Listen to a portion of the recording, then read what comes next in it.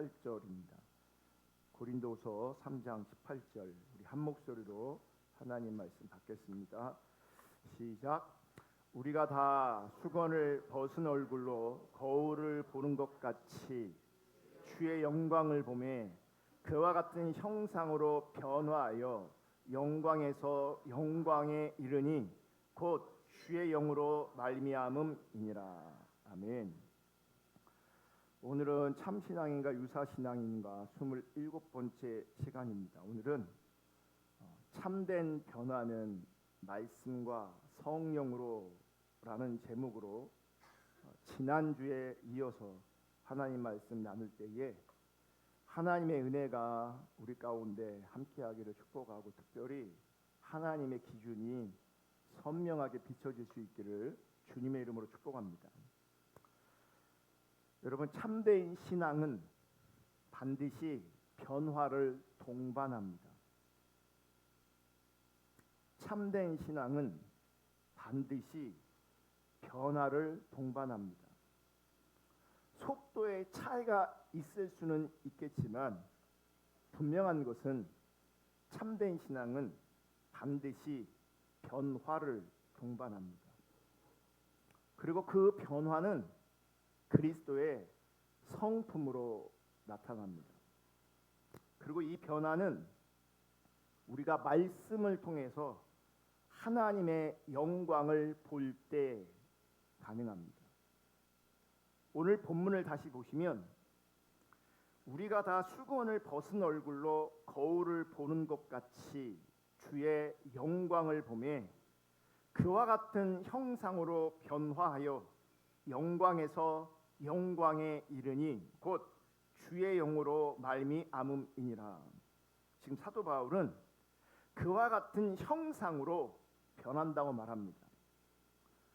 수건을 벗은 얼굴로 거울을 보는 것 같이 주의 영광을 보매 주의 영광을 보면 그와 같은 형상으로 변화한다고 말씀하고 있습니다. 그와 같은 형상으로 변한다 이렇게 말한 다음에 이어서 영광에서 영광에 이르니 라는 말을 덧붙입니다. 이 말은 변화의 성격을 설명하고 있는 겁니다. 여러분, 그리스도인은 중생과 회심을 통하여 거룩하고 영광스러운 존재가 됩니다. 중생을 통해요. 회심을 통해서 하나님 앞에 거룩하고 영광스러운 존재가 됩니다. 제가 지금 거룩하고 영광스러운 존재가 된다니까 마음에 와닿지 않을 수 있습니다. 또 거룩이란 단어와 영광이란 단어가 우리 마음 가운데 부담스러울 수도 있습니다. 하지만 분명한 것은 거룩, 영광이라는 무거운 표현이 아니더라도 분명한 것은 그리스도인은 다른 존재가 된다는 겁니다. 다른 존재가. 우리가 거룩하고 영광스러운, 즉 분명히 다른 존재가 된다는 것은 장차 영원한 나라에서 누리고 얻게 될 영광의 시작이며 보증이라는 겁니다. 하나님 나라의 관점에서는 이미가 시작되었고 아직을 갈망하며 기다리는 자들이라는 겁니다. 그러므로 이 모든 변화의 과정이 영광이라는 겁니다. 쉽게 설명하면 여러분, 만약에 우리나라에서 대한민국 모든 국민은 면허를 따서 운전을 해야 된다라고 법으로 정한다면 이제 운전하는 것은 선택이 아니라 필수가 됩니다. 실제 우리나라가 그런다는 게 아니라 제가 지금 예를 드는 거예요. 운전은 선택이 아니라 필수가 됩니다. 그러면 이제는 운전을 못하는 것은 불법이 됩니다. 나라에서 법으로 정했기 때문에. 여러분, 이렇게 전 국민 운전 실제화라는 법이 발의되면 이제 우리가 어떻게 해야 됩니까? 첫째, 가장 먼저는요, 면허 시험 문제집을 사야 합니다. 두 번째, 공부해야 합니다. 세 번째, 학원에 등록할 수도 있습니다. 네 번째, 코스 및 주행 연습을 합니다. 다섯 번째, 시험을 봅니다. 여섯 번째, 합격을 합니다. 일곱 번째, 합격했음에도 불구하고 운전은 여전히 어색합니다. 여덟 번째, 합격했음에도 불구하고 운전이 두려울 수도 있습니다. 아홉 번째, 조금씩 운전 실력이 좋아집니다. 열 번째, 이제 편하게 운전을 할 수 있습니다. 제가 뭐 얘기하려고 하냐면, 면허를 따서 운전을 해야 되는 것이 법이라면, 그것이 기준이라면 우리는 그 방향성에 있어야 된다는 거예요. 그 방향성에. 면허 문제집을 사야 되고 적어도 내가 공부하고 있어야 그 방향과 함께 가는 겁니다. 그러므로 사람마다 자신이 선 곳이 다를 수 있습니다. 어떤 사람은 면허 시험 문제집에 사는 수준에 머물 수 있고, 어떤 사람은 공부하는 수준에 있을 수 있고, 어떤 사람은 학원에서 코스 및 주행 연습을 할 수 있습니다. 어떤 사람은 시험을 볼 수 있고, 어떤 사람은 합격할 수 있지만 어떤 사람은 불합격할 수도 있습니다. 그러니까 사람마다 선 곳은 조금씩 다를 수 있습니다. 하지만 분명한 것은 그 자리에 있어야 되고 그 방향에 있어야 합니다. 이 방향에 있는 것, 그 자리에 있는 것, 이것이 영광에서 영광에 이르는 과정 가운데 있는 겁니다. 우리가 회심해서, 우리가 중생에서 세상 사람들과 같은 삶을 사는 것이 아니라 방향이 달라졌단 말이에요. 변화의 방향으로 들어섰단 말이에요. 그러면 그것 자체가 영광이라는 거예요. 영광의 과정 가운데 있다는 거예요. 여러분, 이게 면허를 통과해서 운전을 하는 게 법이라면 반드시 그 방향과 그 자리에 있어야 되는데, 어떤 사람은 나는 운전하는 게 두려워서 나는 그렇게 하지 않겠습니다. 공부도 안 해. 한 번 떨어지고 나서는 나는 운전을 못 하겠습니다. 도전을 안 해. 그럼 이 변화의 과정 가운데 있는 게 아니에요. 떨어지면 또 해야 돼요. 떨어지면 또 해야 돼요. 이게 영광에서 영광에 이르는 과정 가운데 있는 겁니다. 여러분, 그리스도인은 이렇게 영광에서 더 큰 영광에 이르는 자들입니다. 그래서 주의 형상으로 변화한다는 것은 처음부터 끝까지, 시작에서 완성까지 영광스러운 변화 과정 가운데 있는 겁니다. 처음부터 끝까지가 영광스러운 변화인 겁니다. 그러니까 사람마다 순서의 차이가 있을지 모르겠지만, 혹은 시간의 차이가 있을지 모르겠지만, 그 방향에 있다면 영광스러운 변화 가운데 있는 것입니다. 다시 한번 성경을 보시면, 우리가 다 수건을 벗은 얼굴로 거울을 보는 것 같이 주의 영광을 보매 그와 같은 형상으로 변화하여 영광에서 영광에 이르니 곧 주의 영으로 말미암음이라. 말씀을 보면 거울로 보는 것 같이 이렇게 표현하고 있습니다. 거울로 보는 것 같이. 이 말은 우리가 이 세상에서 아무리 말씀을 통하여 하나님의 영광을 보며 큰 은혜를 체험한다 할지라도, 영원 속에 들어가 하나님의 영광을 직접 보게 되는 것과는 달리, 이 땅에서는 영광에서 영광에 이르는 영광스러운 변화 가운데 있지만, 그럼에도 불구하고 제한적이고 부분적일 수밖에 없다는 거예요.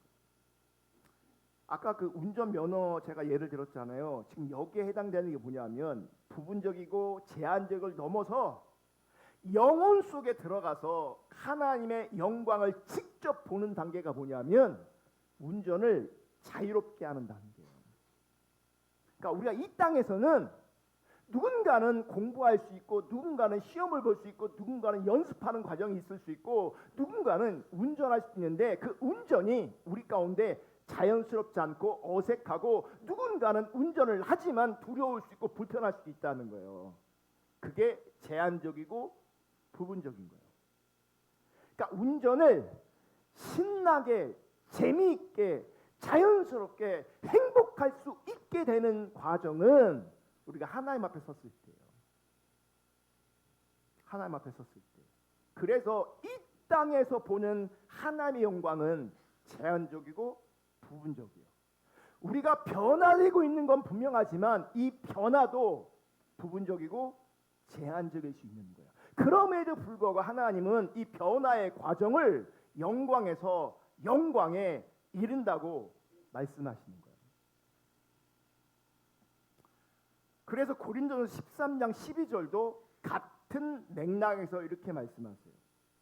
우리가 지금은 거울로 보는 것 같이 희미하나 그때에는 얼굴과 얼굴을 대하여 볼 것이요 지금은 내가 부분적으로 하나 그때에는 주께서 나를 아신 것 같이 내가 온전히 알리라.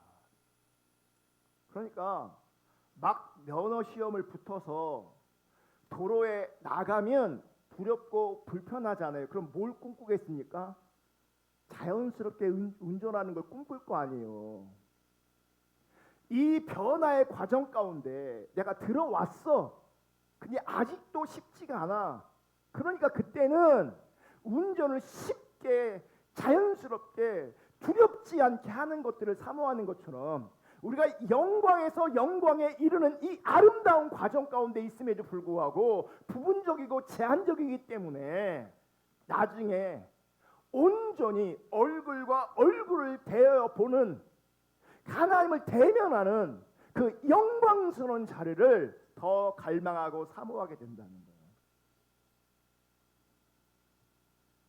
고린도후서 3장 18절을 다시 보시면 우리가 다 수건을 벗은 얼굴로 거울을 보는 것 같이 주의 영광을 보매 그와 같은 형상으로 변화하여 영광에서 영광에 이르니 곧 주의 영으로 말미암음이라. 마지막에 뭐라 그러냐면 이 모든 변화가 주의 영으로 말미암음이라. 주의 영으로. 여러분 성경이 말하는 참된 변화는 본질적으로 성령의 역사입니다. 변화의 본질은 성령의 역사입니다. 그러니까 내 의지가 본질이 아니라 성령의 일하심, 성령의 역사가 변화의 본질이라는 겁니다. 그러니까 나 자신의 의지와 결단을 가지고 끊임없이 노력한 결과로 만들어지는 변화가 아니라는 겁니다. 참된 변화의 본질은 성도 안에 거하시는 성령님께서 하시는 일입니다. 그래서 참된 신앙은 관계적이라고 하는 겁니다. 그 관계성 안에서 변화가 실체되어지는 겁니다. 그러므로 내가 하나님을 인식하지 못한다면 내 안에 하나님이 안 계신다면 나는 변화될 수 없습니다. 내 의지를 통해 내 노력을 통해서 나를 다른 사람과 좀 다르게 바꿀지 모르겠지만 그건 하나님 관점에서는 전혀 변화가 아닙니다. 그래서 종교적 변화는 모양적 변화는 하나님 관점에서는 전혀 변화가 아닙니다. 그것은 관계성 안에서 변해야 그게 진짜 변하는 겁니다. 그렇다고 사람의 노력이 전혀 필요 없다는 말은 아닙니다. 여러분, 내 의지가 필요합니다. 내 의지가 반드시 분명히 필요합니다. 그러니까 내 의지가 중요하다는 말이에요. 이게 중요하지 않다는 말이 아니에요. 중요해요. 제가 분별을 얘기할 때 세 가지 얘기하잖아요. 중요하지 않은 것과 중요한 것과 본질적인 것. 이 의지가 중요하다고요. 단 이 의지가 중요함에도 불구하고 본질은 아니라고요. 본질은 성령의 역사라고요. 그러니 변화의 본질이 내 의지가 아니고 성령의 역사이기 때문에 내 의지를 드러내거나 내 의지를, 내 노력을, 내 결단을 절대로 자랑할 수 없게 되어지는 거예요. 중요하긴 하지만 그것이 본질이 아니에요. 만약 우리가 자랑할 것이 있다면 본질을 자랑하는 것이지, 내가 중요하게 여기는 거 혹은 세상이 중요하게 여기는 걸 자랑하는 게 아니에요. 여러분, 내가 중요하게 여기고 세상이 중요하게 여기는 것을 자랑한다면 그게 바울이 말한 정확하게 육체인 겁니다. 그게 교회에서, 세상에서 사람들에게 중요하게 작동하니까 그걸 드러내면 사람들이 부러워하기도 합니다. 중요한 거기 때문에. 하지만 결단코 그 모든 것들이 본질은 아닙니다. 그러니까 본질이 아니면 여러분 자랑하지 마세요. 근데 내 의지가 본질이 아니라고요. 그런데 매우 중요한 요소라고요. 변화의 본질은, 변화의 핵심은 그 사람을 덮고 있는 수건을 벗기시고 사랑의 본성을 변화시키는 성령님께서 계속해서 복음의 진리 안에서 주의 영광을 보게 하심으로써 그 사람이 그리스도의 성품을 드러내고 성령의 열매를 풍성히 맺도록 성령님께서 우리를 변화시키시는 거예요. 그러면 거듭난 회심한 하나님의 사람들은 무엇을 해야 하는가? 그러니까 변화의 본질이 성령이라면, 변화의 핵심이 성령이라면 우리는 뭘 해야 되는가? 우리는요, 은혜를 받아야 합니다. 은혜를 받되 계속해서 은혜를 받아야 합니다. 여러분, 우리가 계속해서 은혜를 받지 않으면 시간이 지날수록 은혜가 소멸됩니다. 은혜가 소멸되면 점차 마음이 굳어집니다. 근데 보세요. 점차 마음이 굳어진다는 것은 수건이 다시 우리 가운데 덮여지는 거예요. 성령께서는 수건을 거두시는 분인데 우리가 은혜를 계속해서 받지 아니하면 수건이 다시 덮여서 우리가 굳어지고 완고하게 되는 겁니다. 과거에 은혜가 없었던 게 아니에요. 근데 은혜는 계속 필요한 겁니다. 계속 우리가 은혜 받지 않으면, 계속해서 은혜가 부어지지 않으면 그 은혜는 분명히 소멸되게 돼 있어요. 은혜가 소멸되어지면 점차 마음이, 우리의 심령이 굳어지게 됩니다. 그래서 하나님은 은혜를 사모하는 겸손한 사람에게 은혜를 주신다고 약속하셨습니다. 야고보서 4장 6절 다 같이 읽습니다. 시작. 그러나 더욱 큰 은혜를 주시나니 그러므로 일렀을 때 하나님이 교만한 자를 물리치시고 겸손한 자에게 은혜를 주신다 하였느니라. 여러분 잘 들으셔야 되는데 하나님은 더욱 큰 은혜를 주시는 분입니다. 그러므로 우리 가운데 말씀하시기를 하나님은 교만한 자를 물리치시고 겸손한 자에게 은혜를 주십니다. 그런데 여러분 보세요. 여기 교만한 자는 누구를 말할까요? 여기서 교만한 사람은 교회 바깥에 있는 사람을 말할까요? 교회 안에 있는 사람을 말할까요? 여기서 말하는 교만한 사람은 교회 바깥에 있는 사람을 말하는 게 아니에요. 교회 안에 있는 사람을 말하는 거예요. 그러니까 교회 안에도 신앙이 있다고 하는 사람들 중에도 분명히 어떤 사람이 존재할 수 있냐면 교만한 사람이 존재할 수 있습니다. 그런데 교회를 나온다는 얘기는 신앙생활을 한다는 거잖아요. 교회를 다녀도 신앙생활을 해도 하나님 보시기에 교만한 사람이라면 그 교만한 사람을 물리치신답니다. 하나님과 관계되지 않는 겁니다. 참 어려운 게 뭐냐면 이렇게 하나님은 교만한 자와 관계하지 않으시고 대적하시거든요. 근데 교만한 자라고 말씀하시는 그 사람은 자신의 교만을 몰라요. 그리고 신앙이 왜곡돼 있어요. 그러니까 하나님이 대적하시는 사람인데 교회를 꾸준히 나옵니다. 교회를 열심히 나옵니다. 은혜도 받습니다. 그 진짜 은혜가 아닌데. 여러분 기억하셔야 돼요. 하나님은 교회 안에 있는 신앙생활을 하고 있는 교만한 자를 물리치십니다. 하나님은 하나님 관점에서 겸손한 자에게 은혜를 주십니다. 자, 만약 내게 은혜가 없다. 왜일까요? 제가 아까 그랬잖아요. 변화의 본질은 성령의 역사인데 그럼 우리 거듭난 사람들은 뭘 해야 되냐? 뭐 해야 된다고요? 은혜를 받아야 된다고요. 근데 은혜를 못 받고 있어. 그 은혜가 나에게 실제가 안 돼. 그 얘기 무슨 말이에요? 그 얘기 무슨 말이에요? 내가 교만하다는 얘기예요. 그러므로 변화의 속도가 다를 수는 있지만 아까 말한 대로 자리가 좀 다를 수는 있겠지만 그 변화가 실제가 아니라면 그분은 교만한 사람이기 때문에 그래요. 변화하지 않는 사람들이 이유가 있어요. 원인이 있어요. 교만한 거예요. 하나님이 대적하시니까 그래요.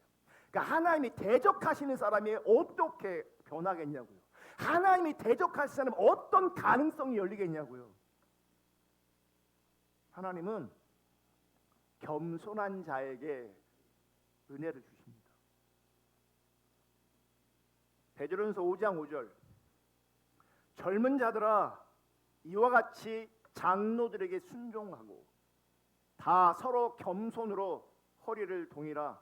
하나님은 교만한 자를 대적하시되 겸손한 자에게는 은혜를 주시느니라. 야고보서는 교만한 자를 물리치신다 하셨는데 베드로전서는 교만한 자를 대적하신다 그랬어요. 교만한 자를. 여기서 교만한 자도요. 공동체 안에 있는 교만한 자를 말하는 거예요. 근데 그 교만의 양상 중에 하나가 뭐냐면 젊은 자들아 이와 같이 장로들에게 순종하고 그랬어요. 그러니까 하나님의 질서 아래 있어야 돼요. 하나님이 세우신 권위 아래 있어야 돼요. 권위 아래 질서 아래 있을 때 그게 겸손의 한 모양입니다. 질서 아래 있지 않아 그러면 교만한 겁니다. 근데 하나님은 그 교만한 자를 어떻게 하신다고요? 대적하십니다. 그래서 참된 신앙은요 하나님 중심적이고 그 참된 신앙은 하나님 중심적인 자리에서 주님께서 세우신 기준과 뜻에 우리가 정렬되어 있는 겁니다. 그게 겸손입니다. 그러니까 자기 멋대로 신앙생활하는 사람이 있어요. 자기 취향대로 신앙생활하는 사람들이 있어요. 그거는 겸손한 게 아닙니다. 그거는 교만한 겁니다. 하나님은 겸손한 자에게 은혜를 주십니다. 이사야 44장 3절 다 같이 읽겠습니다. 시작. 나는 목마른 자에게 물을 주며 마른 땅에 시내가 흐르게 하며 나의 영을 내 자손에게 나의 복을 내 후손에게 부어 주리니. 여기서 목마름이 중요합니다. 목마름이 실제여야 합니다. 하나님은 누구에게 물을 주냐? 목마른 자에게 물을 줍니다. 목마른 자에게. 그러니까 목마름이 우리 가운데 늘 실제여야 돼. 그럼 어떤 영역의 목마름이 우리 가운데 있어야 됩니까? 은혜에 대한 목마름이 우리 가운데 있어야 돼요. 은혜에 대한 목마름. 그럼 만약 목마르지 않다면, 목마름이 실제가 아니라면 우리는 하나님께 이렇게 말하는 것과 같습니다. 물 한번 줘보세요. 내가 마셔볼게요. 무슨 시음이 합니까? 시음이 하냐고요. 지금 제가 말하는 것은 절박함을 얘기하는 거예요. 절박함. 은혜가 임해야 변한다며요. 성령이 역사하시면 변한다며요. 나를 좀 변화시켜 보세요. 그건 목마름이 아니에요.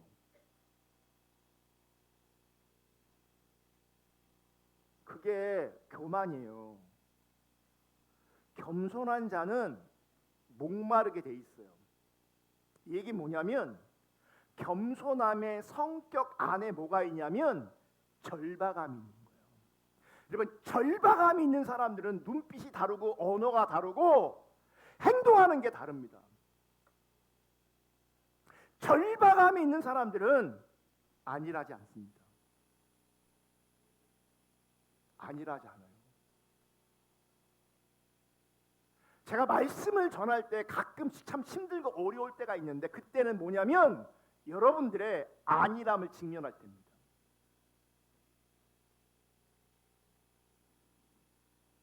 나는 100으로 얘기하고 있는데요, 한 10으로 받는 것 같아.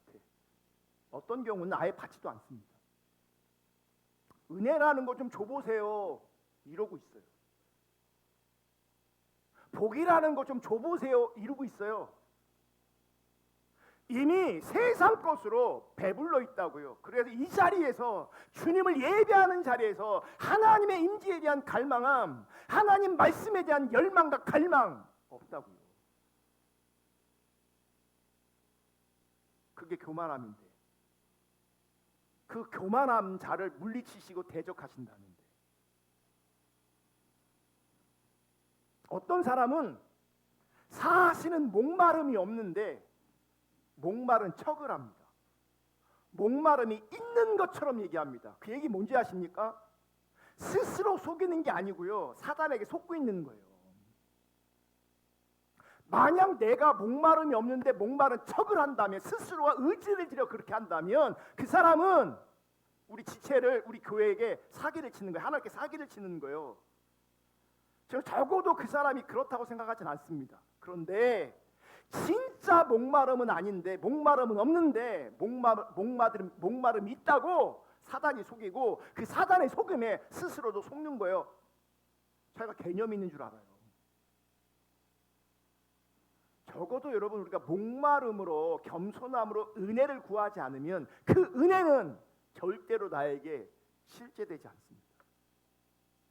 그 은혜가 실제되지 않으면 그 은혜는 소멸됩니다. 그리고 우리 마음은 굳어집니다. 하나님은 내 모양과 내 말을 들으시는 것이 아닙니다.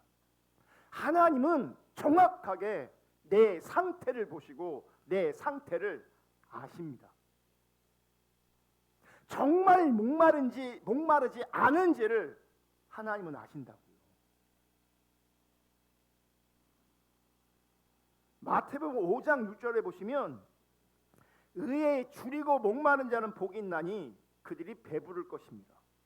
의에 줄이고 목마르면, 그 줄임과 목마름이 실제라면 하나님은 그 줄이고 목마름을 채워주시는 분이에요. 근데 우리는 이미 정말 많은 사람들이 다른 것으로 채워버렸어요. 다른 것으로. 자, 하나님 앞에 그 의에 줄이고 목마름이 없어요. 여러분, 그 어떤 것보다도 이 목마름, 배고픔, 이 절박함을 회복할 수 있기를 주님의 이름으로 축복합니다. 그게 겸손한 겁니다. 내가 주님의 은혜가 아니면 한순간도 살 수 없습니다. 이게 목마름이라고요. 이게 배고픔이라고요.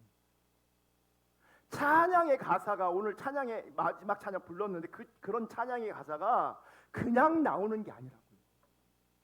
만약 우리 상태가 목마름이 없는데 배고픔이 없는데 그 찬양을 노래로 따라 불렀다면 그게 위선인 겁니다.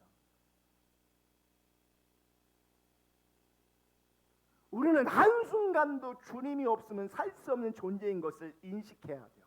늘 배고픔으로, 목마름으로, 절박함으로, 갈망함으로 주의 은혜를 구해야 돼요.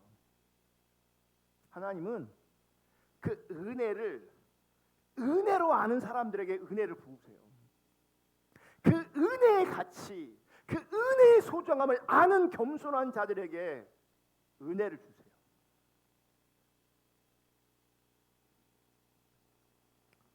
어떻게 그럼 우리가 은혜 받을 수 있는가? 계시의 말씀인 성경을 통해 하나님의 영광을 봐야 합니다. 그러니까 진짜 은혜는, 성경이 말하는 진짜 은혜는 말씀을 통해 계시된 하나님의 영광을 보는 것, 이게 진짜 은혜입니다. 이게 여러분, 신앙생활의 모든 근거는 하나님의 계시인 성경입니다. 우리는 성경을 통해서 성령으로 하나님을 알아가야 합니다. 그게 신앙생활입니다. 성경을 통해 성령으로 하나님을 알고 하나님을 사랑하고, 성경을 통해서 성령으로 하나님과 함께하고 하나님을 따라가는 것, 그게 성경이 말하는 참된 신앙입니다. 여러분, 이 교회 역사 가운데 신앙의 위인들, 그냥 위인들이 아니라 하나님께서 그 시대마다, 타락한 시대마다 남은 자들을 세우셨어요. 그 남은 자들을 통해서 하나님의 영광과 하나님의 뜻과 기준을 드러내셨어요. 근데 그 남은 자들의 특징이 뭔지 아십니까? 하나같이 그들은 하나님의 말씀을 통해서 주의 영광을 봤던 사람들, 말씀을 통해 주의 영광을 봤던 사람들. 지금 성경 읽은 그 행위를 말하는 게 아닙니다. 말씀을 통해서, 말씀 안에서 주의 영광을 본 것을 말하는 거예요. 주의 영광을 볼 때 어떻게 된다고요? 변화된다고요. 그러니까 진짜 은혜는 말씀 안에서 하나님의 영광을 보는 것, 그게 진짜 은혜예요. 여러분, 참된 신앙을 가진 남은 자들, 그 남은 자들을 거룩하게 변화시킨 것은, 그 남은 자들을 세상과 다르게 살게 한 것은 다른 게 아니었어요. 진리의 말씀을 통해서 하나님의 영광을 본 거예요. 그러니까 여러분들이 하나님의 영광을 본다면, 하나님의 영광을 보려면 어디서 봐야 돼요? 진리의 말씀을 통해서 하나님의 영광을 보셔야 돼요. 진리의 영광을 통해서 하나님의 영광을 본 것이 아니라면 우리는 변화되지 않습니다. 제가 자주 얘기하지만 기적이, 초월적인 역사가, 은사가 우리 사람을 변화시키지 않습니다. 안 변해요. 도리어 그런 놀라운 체험이 있는 사람이 괴물같이 변합니다. 그게 자기 위가 돼서.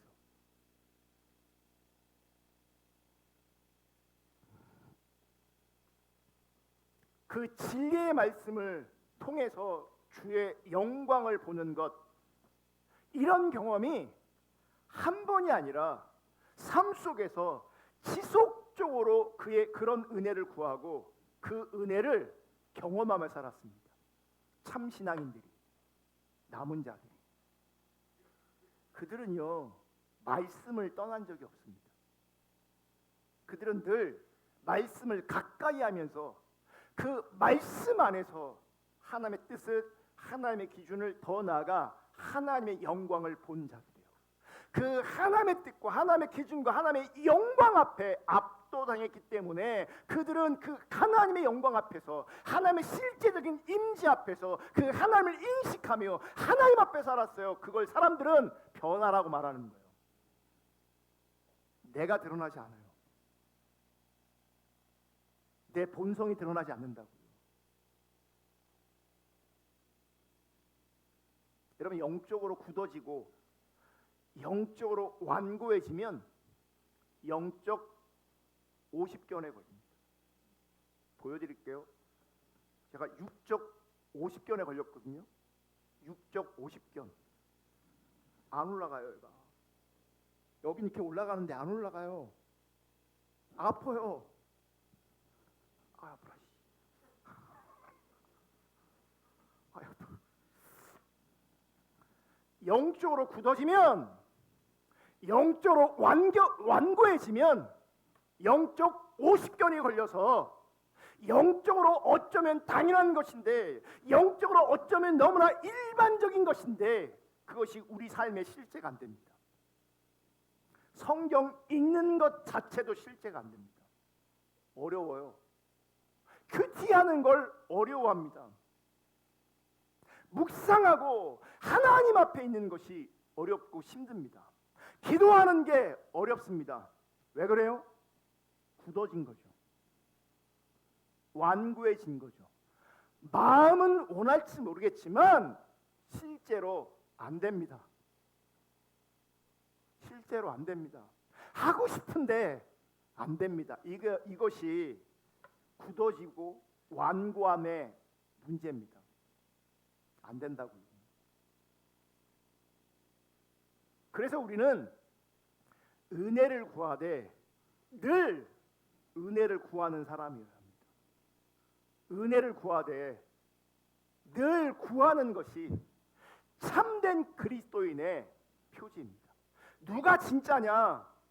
늘 절박하게 간절하게 그 은혜를 구한다면 적어도 그 사람은 영광에서 영광에 이르기까지 그 안에 있는 겁니다. 근데 그 갈급함이 없어요. 그 은혜를 구하지 않아. 그 은혜를 구하지 않는 것이 교만함이에요. 교회를 열심히 다녀도요, 그 사람은 하나님이 대적하는 사람일 뿐이에요. 하나님이 물리칠 수밖에 없는 사람이에요. 하나님은 겸손한 자에게 은혜를 주세요. 그러면 이제 나를 돌아봐야 합니다. 나는 지금 어디에 있는가? 여러분, 제가 이런 얘기할 때 은혜가 있는 사람들은, 그리고 은혜를 구하는 사람들은요, 가슴이 벌렁벌렁합니다. 내가 은혜가 필요하구나. 내가 하나님 없이는 살 수 없구나. 근데 교만한 사람들은요, 아무런 반응이 없습니다. 무감각합니다. 마음이 굳어져 있다니까요. 마음이 완고하다니까요. 아무리 자세하게 가르쳐줘도 혹은 아무리 세게 얘기해도 꿈쩍도 안 합니다. 그렇게 존재하고 살다가 그 책임을 누가 질 건데요? 내 영혼의 책임은 누가 져주지 않습니다. 오롯이 내가 지어야 되는 거예요. 그래서 정말 지금 나 자신을 돌아보아야 합니다. 나는 지금 어느 자리에 있는가? 나는 아직도 그저 종교인으로 여전히 머물러 있지는 않은가? 아니면 마음을 덮은 수건이 벗겨져서 말씀을 통해 하나님의 영광을 보는 그 은혜를 누리고 있고 그 은혜를 늘 갈망하고 있는가? 나는 어떤 자리에 있는가? 나의 상태는 어떠한가? 여러분, 우리가 하나님의 영광을 보려면 무엇보다도 하나님 앞에서 말씀을 통한 시간을 보내야 합니다. 하나님의 영광을 보려면 하나님 앞에서 시간을 보내야 합니다. 단순히 교회만 다니는 것으로는 절대 그 사람 안 바뀝니다. 교회만 다닌다고 사람 바뀌지 않습니다. 부흥에 참석한다고 사람 바뀌지 않습니다. 그가 계기가 될지 모르겠지만 아무리 큰 은혜를 입었어도 삶 가운데 하나님의 영광을 보지 않고 삶 가운데 하나님 앞에서 시간을 보내지 않는 사람은 다시 굳어집니다. 다시 은혜가 소멸됩니다. 안 변합니다. 결국 우리는 주님 앞에 홀로 서야 합니다. 그러니까 하나님 앞에 가장 잘하는 사람은, 가장 건강한 사람은 하나님 앞에 시간을 보낼 줄 아는 사람이에요. 그러니까 마음이 허하니까 하나님의 실제가 안 되니까 그게 사람이든 뭐든 다른 걸로 나를 채우려고 한단 말이에요. 그건 하나님의 없음을 스스로 증명하고 있는 거예요. 가만히 있질 못해. 가만히 뭐라도 해야 돼. 여러분 은혜가 안 돼도요. 하나님 앞에 있는 시간들을 훈련하셔야 돼요. 하나님 앞에 잠잠히. 그 시간이 늘 좋지 않아요. 늘 재밌지 않아요. 우리가 생각하는 소위 은혜라는 것들이 막 부어지고 그러지 않아요. 그럼에도 불구하고 하나님 앞에 있는 그 시간을 통해서 하나님의 영광을 볼 수 있어야 돼요.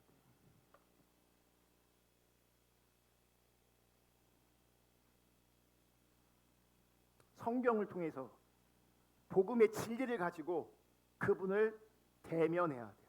그래야 성경이 말하는 변화가 실제되는 겁니다. 죄송하지만 여러분 삶의 자리에 말씀을 가까이 하고 있지 않다면 제 판단이 틀릴 수도 있겠지만 말씀을 가까이 하지 않는 어떤 분들은 하나님 앞에 가짜의 가능성이 매우 큽니다. 교회 생활을 열심히 잘할지라도 우리끼리는 아 이분 참 좋아.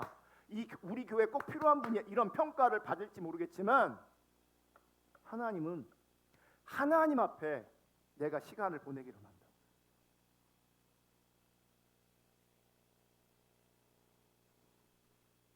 참된 그리스도인은 이렇게 하나님 앞에 홀로 말씀과 성령으로 주님을 대면했던 사람들이에요. 참된 그리스도인은 이런 변화를 갈망했고 이런 변화가 그들 가운데 실제되었던 사람이에요. 시작이 뭔지 아십니까? 말씀을 통해 그 사람들이 하나님을 찾은 겁니다. 말씀과 함께 하나님을 찾은 겁니다. 시간이 없어요. 바빠요. 이해를 가요. 아까 제가 그랬잖아요. 나라에서 운전을 해야 됩니다. 그게 법입니다. 그러면 내가 바빠요. 이게 의미가 없어요. 시험을 봐야 돼요. 시험에 통과해야 돼요. 운전을 해야 돼요. 문제가 많은 거 안타까워요. 상처가 많은 거 안타까워요. 근데 그게 안 통한다고요. 그게 안 통해요. 바빠서 상처가 많아서 이런저런 이유 때문에 면허를 안 따. 불법이라고요. 그게 안 통한다고요. 하나님 앞에는.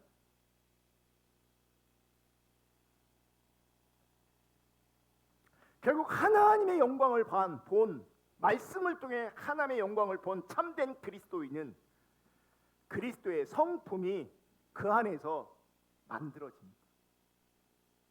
그러니까 사람의 평가와는 다를 수 있어요. 그럼에도 불구하고 하나님의 영광 앞에서 그 말씀으로 말미암아 빚어집니다. 그 하나님의 성품이 그리스도의 성품이 그 안에서 만들어집니다.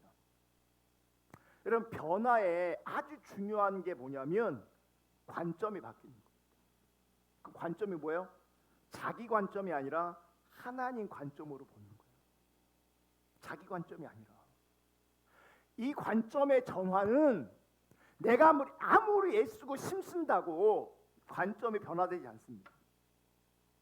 관점의 변은 자기 중심이 아니라 하나님 중심이다. 내 관점이 하나님 관점이라 이렇게 제가 선포했을 때에 아멘 할 수는 있습니다. 그런데 그게 실제가 안 됩니다. 아멘 한다고 실제가 되면 우린 다 변해야 돼요. 다 거룩하게.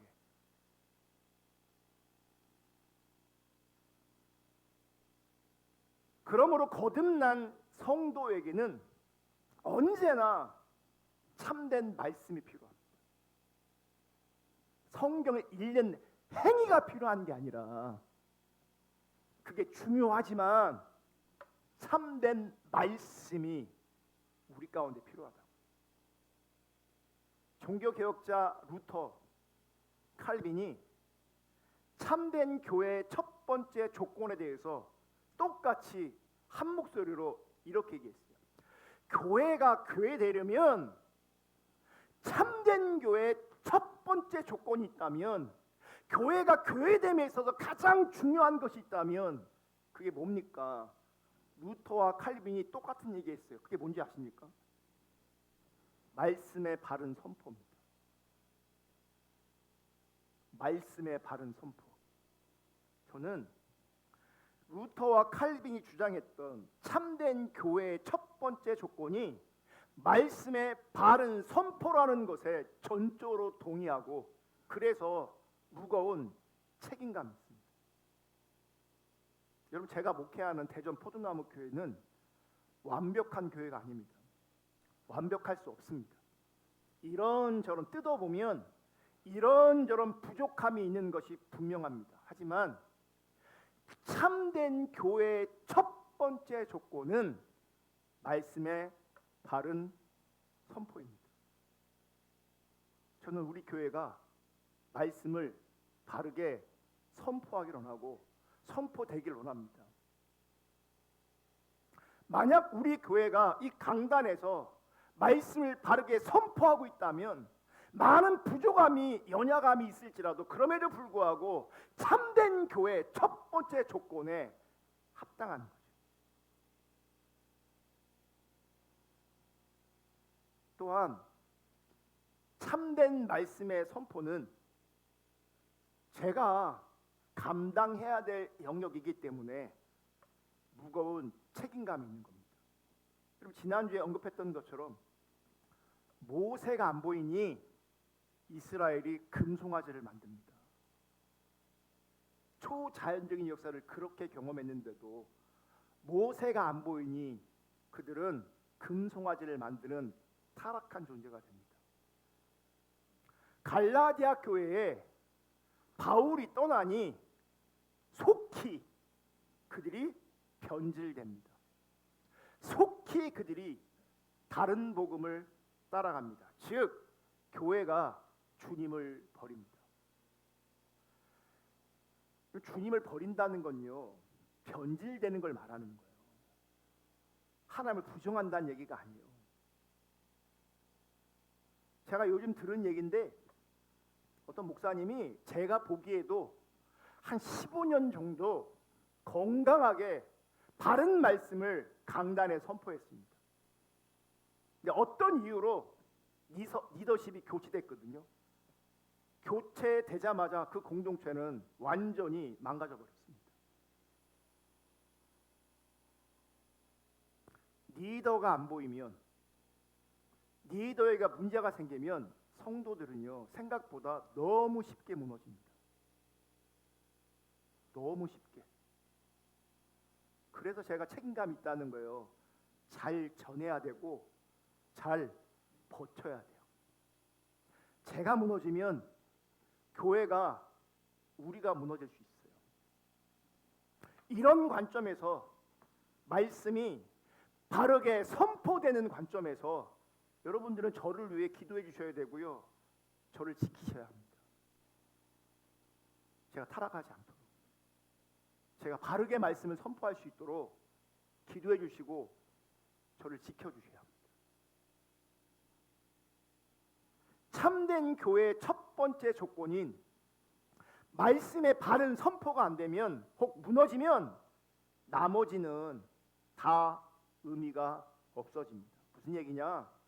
이 교회 참 은혜스러워, 사람들이 많이 모여, 이 교회는 뜨거워, 열정이 있어, 은사가 있어, 교제가 풍성해, 선교를 많이 해.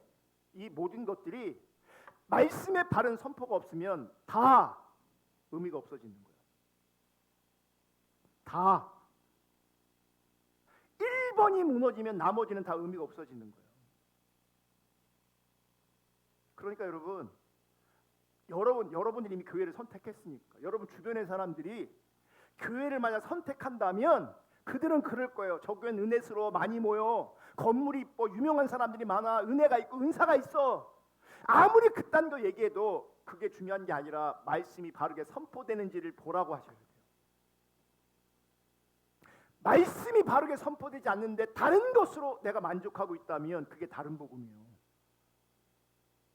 그게 교회를 떠나는 것도 마찬가지예요. 여러분, 말씀을 바르게 선포하지 않으면 거기서 나와야 되는 거예요.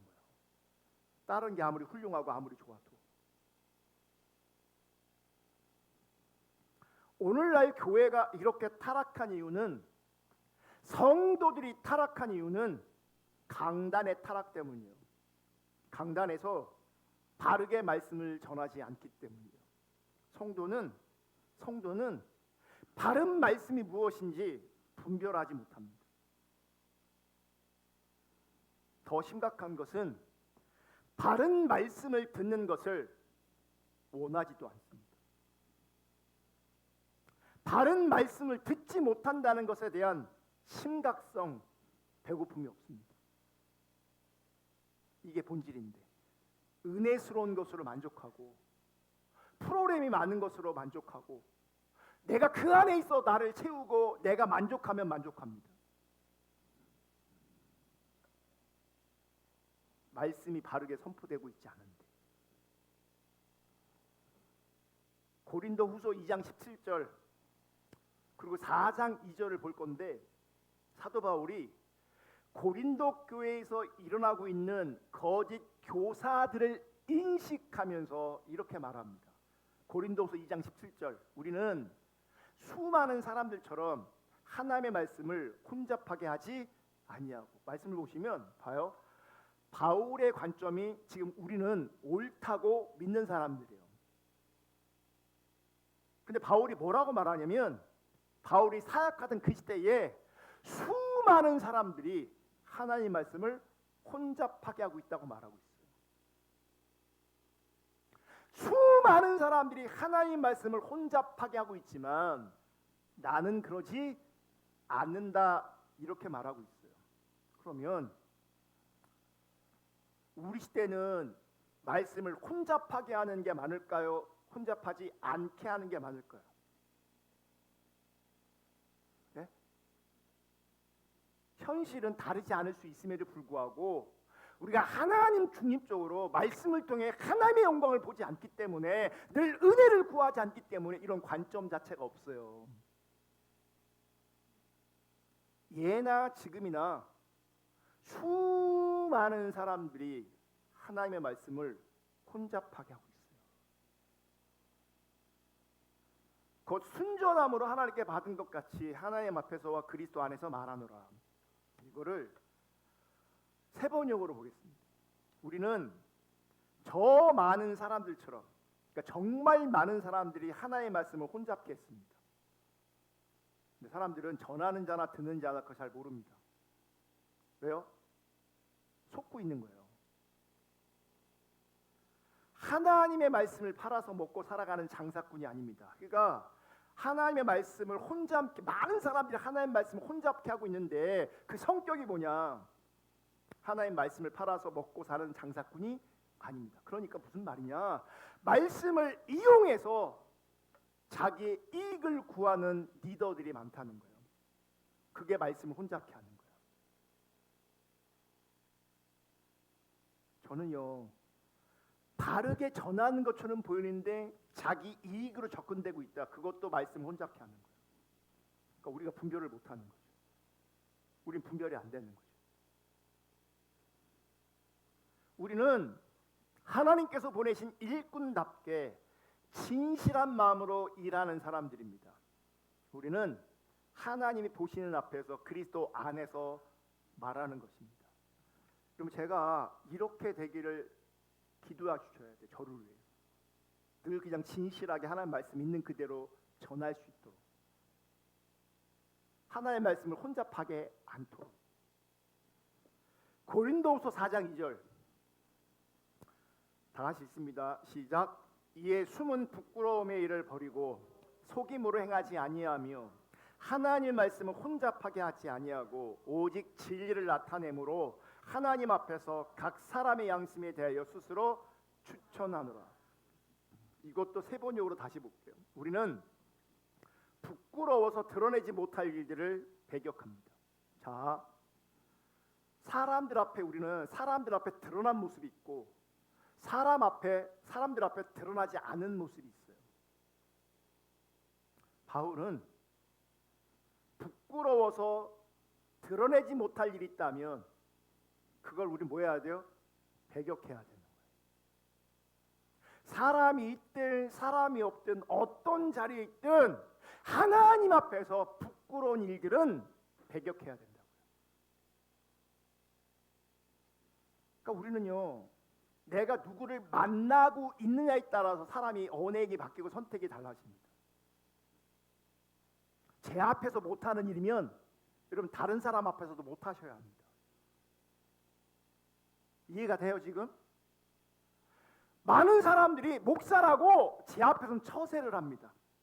근데 제가 사라지면 다른 모습이 나와요. 그러면 안 된다고요.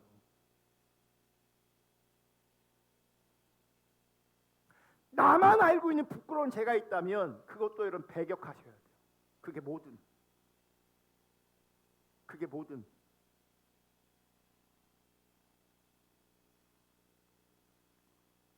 우리는 간교하게 행하지도 않고 하나님의 말씀을 왜곡하지도 않습니다. 그러니까 하나님 말씀을 혼잡했다는 것 중에 성격 중에 뭐가 있냐면 말씀을 왜곡하는 게 있는 거예요. 그래서 바울이 이어서 뭐라 해요? 우리는 진리를 환히 드러냄으로써 하나님 앞에서 모든 사람의 양심에 우리 자신을 떳떳하게 내세웁니다. 그러니까 진리 그대로를 뭐요? 드러내는 거예요. 바울은 나는 오직 진리를 나타내겠다. 오직 진리만을 환히 드러내겠다. 이렇게 얘기해요. 그런 관점으로 하나님 말씀을 혼잡하게 하지 않겠다. 내가 말씀을 이용해서 내 유익을 구하지 않겠다. 내가 말씀을 왜곡하지 않겠다. 나는 하나님 앞에서 진실한 마음으로 그 진리만을 드러내겠다. 말씀을 혼잡하게 하는 것은 거짓 신앙의 특징이고 거짓 교사의 특징입니다. 거짓 교사들은 하나님의 말씀을 혼잡하게 했습니다. 이 혼잡하게 했다는 이 말을 원어적으로 살펴보면 진리에 물을 탔다는 거예요. 진리를 물을 타서 희석했다는 거예요. 그게 뭐예요? 그게 속이는 거예요. 자, 이 포도주가 있어요. 그래서 물을 타. 왜 타겠어요? 나의 이익과 유익을 위해서. 이건 진짜 포도주예요? 가짜 포도주예요? 가짜 포도주가 되는 거죠. 말씀에 뭔가를 섞어버려. 거기에다가 물을 타. 희석해. 그건 속이는 겁니다. 그래서 혼잡하다라고 하는 그 말 자체에 속이다, 교묘하게 섞다, 왜곡하다, 진실을 변질시키다 이런 뜻이 있는 거예요. 이게 어떤 양상으로 나타나는가? 마시기 쉽게, 먹기 쉽게, 듣기 좋게, 사람들의 입맛에 맞게 복음에 적당히 물을 타버린 거죠. 이게 교회의 타락이에요. 이게 말씀이 신앙이 혼탁해진 거예요. 그러면 왜 그들은 말씀에 물을 탑니까? 자기의 이익과 유익 때문에 그래요. 듣는 사람들은 그걸 더 좋아해요. 듣는 사람들은 그걸 더 좋아한다고요. 진리 그대로 드러내면 힘들어하고 어려워한다고요. 여러분, 물탄 복음, 가짜 복음은 평생 들어도 그 속에서 하나님의 영광을 보는 일은 없습니다. 감정이 만져지고 일시적으로 영적인 현상이 나타날지 몰라도 여러분 그것이 하나님의 영광을 본 건 아닙니다. 그래서 거짓 신앙에서는, 물탄 복음에서는, 가짜 복음에서는 하나님의 영광을 볼 수 없으니 그 사람들의 탐심이 다뤄지지 않습니다. 안 변합니다. 절대로 안 변합니다. 에이든 토저는 이렇게 말합니다. 복음이 독이라면 그 독에 물을 너무 많이 타서 사람을 죽이지 못하는 독이 되었다. 복음이 약이라면 그 약에 물을 너무 많이 타서 사람을 고칠 수도 살릴 수도 없다. 이게 뭐예요? 무슨 얘기예요? 에이든 토조가 20세기 중반에 미국 교회를 바라보면서 한탄하는 거예요. 뭐 얘기하는 겁니까? 지금 미국 교회는 타락해 있다. 복음이 타락했고 신앙이 타락했고 그러므로 교회도 타락했고 그 타락의 핵심 원인 중에 하나가 뭐냐면 복음에 물을 타버린 거예요. 말씀을 혼잡케 하는 거예요. 그래서 진짜 구원의 역사가 일어나지도 않고 진짜 하나님 관점의 거룩으로 변화되지도 않습니다. 오늘날 우리 시대는 어떤가? 다르지 않습니다. 아니 어쩌면이 아니라 사실은요 훨씬 더 심각하게 타락해 있습니다. 훨씬 더. 그러므로 우리 시대에 가장 절박하게 필요한 게 뭐겠습니까? 참된 말씀이 필요한 겁니다. 그런데 그 참된 말씀이 선포되는 것만으로는 부족합니다. 칼빈이 뭐라 그랬냐면 회중이 성도들이 그 말씀을 바르게 들어야 한다고 강조했습니다. 이거는 칼빈 개인의 관점이 아니라 하나님 관점이에요. 그래서 하나님도 항상 이스라엘아 들으라, 들어라, 청종해라 이걸 엄청나게 강조하십니다. 선포되는 것도 굉장히 중요한 요소이지만 또 한편으로 중요한 게 뭔지 아십니까? 제대로 듣는 겁니다. 제대로. 우리는 참된 말씀을 간절히 원해야 되고 그 말씀을 분별해야 되고 그 말씀을 통해 하나님의 영광을 보기를 간절히 사모해야 합니다.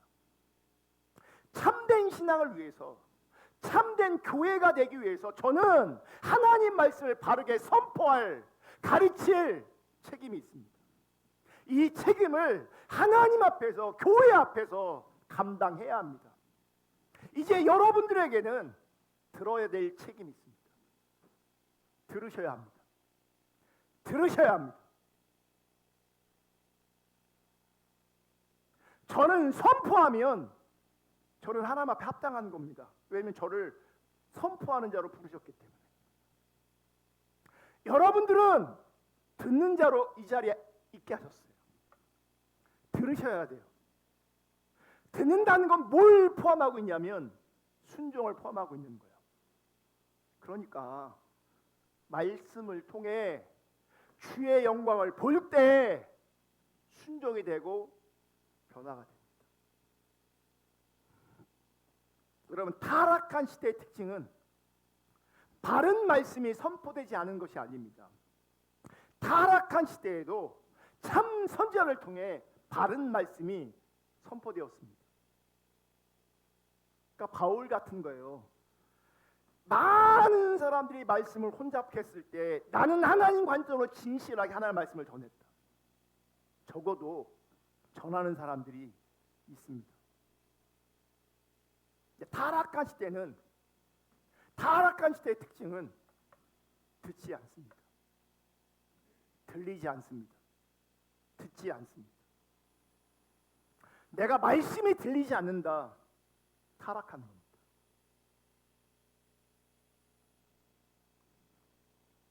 강단에서 선포되는 말씀을 통해서 하나님 말씀을 들으셔야 합니다. 저 인간 강요한의 얘기를 듣는 게 아니에요. 저를 통하신 하나님의 말씀을 들으셔야 되는 거예요. 성경을 읽고 묵상하면서 그 행위에 만족하는 것이 아니라 하나님의 말씀을 들어야 합니다. 우리 모두에게는 하나님의 말씀을 들어야 할 책임이 있습니다. 듣지 못한다면, 안 들린다면 그게 타락입니다. 그래서 들을 수 있는 은혜가 주어지기 위해 반드시 선행되어져야 되는 것이 있는데 수건이 벗겨지는 중생인 겁니다. 왜 안 들리는가? 중생하지 않았기 때문에 그렇습니다. 왜 들으려고 하지 않는가? 거듭나지 않았기 때문에 그래요. 거듭나면, 진짜 회심했다면, 진짜 충생했다면 들으려고 해야 합니다. 우선적으로 수건이 벗겨져야 돼요. 중생하고 거듭나야 돼요. 그래서 우리 삶의 그 어떤 것보다도 특별히 하나님 관점에서 가장 중요한 것은 중생입니다. 회심입니다. 거듭남입니다. 하나님께서 우리의 마음을 덮고 있는 수건을 벗기기 위해 사용하시는 것도 바로 하나님 말씀입니다. 그리스도의 말씀인 것입니다. 그러니까 나를 거듭나게 하고 회심하게 하는 것도 결국 뭔지 아십니까? 말씀이에요. 그러니까 말씀 앞에 있어야 돼요. 내가 회심했던, 거듭났던, 혹은 그렇지 않던 말씀 앞에 있어야 회심도 되고, 말씀 앞에 있어야 변화도 되는 겁니다. 들어야 된다는 거예요. 여러분, 물탄 복음은 진짜 말씀이 아닙니다. 여러분 중에 아직 내가 말씀을 들어보니 거듭나지 않은 것처럼 인식된다면 하나님께서 내 마음에 덮인 수건을 벗겨주시기를 말씀을 들으면서 기도하셔야 합니다. 간구하셔야 합니다. 하나님, 나는 듣고 싶은데 안 들립니다. 내가 은혜를 알고 싶은데 은혜를 모르겠습니다. 주의 영광을 봐야 된다는데 나는 주의 영광을 본다는 게 뭔지를 모르겠습니다. 하나님 보여주세요. 거둬주세요. 이런 갈망함이 있어야 된다고요. 말씀을 들으면서. 인간적인 노력으로 종교생활을 하는 것을 다 내려놓고 성령님께서 여러분을 이끌어 가시고 역사해 주시기를 간구해야 된다. 왜요? 성령님이 안 하시면 나한테 소망이 없다니까요. 그리고 여러분이 마음의 수건이 벗겨진 거듭난 그리스도인이라면 그리스도의 성품이 마땅히 하나님의 자녀들에게 맺어지는 것처럼 내 안에 그리스도의 영광스러운 성품이 맺혀지기를 구해야 합니다. 성령의 열매가 나타나도록 구해야 합니다. 은혜를 구해야 합니다. 금요일날 저녁에 말씀드렸던 것처럼 하나님 관점의 선과 정의와 공의를 구하셔야 합니다. 내가 거듭난 사람이라면, 내가 하나님의 백성이라면, 이렇게 우리가 절박하게 목마름으로 간구하면 주님의 약속은 분명합니다. 마태복음 7장 8절 다 같이 있습니다. 시작. 구하는 이마다 받을 것이요, 찾는 이는 찾아낼 것이요, 두드리는 이에게는 열릴 것이라. 내가 지금 회심하지 않았던, 회심했던, 중요한 건 하나님 관점에서 우리 가운데, 우리 각자 가운데 필요한 것들을 하나님 앞에 구하면, 찾으면, 두드리면 하나님께서 주신다는 겁니다. 회심을 구하면 회심을 주시는 거죠. 변화를 구하면 변화를 주시는 거죠. 주의 영광을 보기로 한다면 주시는 거예요. 그게 하나님의 약속이에요. 왜 나는 안 돼요, 하나님? 목사님, 나는 안 돼요. 왜? 안 구하는 거예요. 목마르지 않은 거예요. 겸손하지 않은 거예요. 신실하신 주님의 약속을 믿고 정말 하나님 앞에 나아가 말씀과 씨름하면서 주의 영광을 볼 수 있는 그 은혜가 부어지기를 주님의 이름으로 축복합니다. 그 은혜가 간헐적으로 있는 것이 아니라 매일매일 내 삶에 실제될 수 있기를 주님의 이름으로 축복합니다. 은혜를 토대로 하여 말씀으로, 성령으로 주의 영광 앞에 살 수 있기를 주님의 이름으로 축복합니다. 영광에서 영광에 이르기까지 그 영광스러운 과정에 저와 여러분이 속해 있기를 원합니다. 기도하겠습니다. 반주 좀 해주시고요. 우리 찬양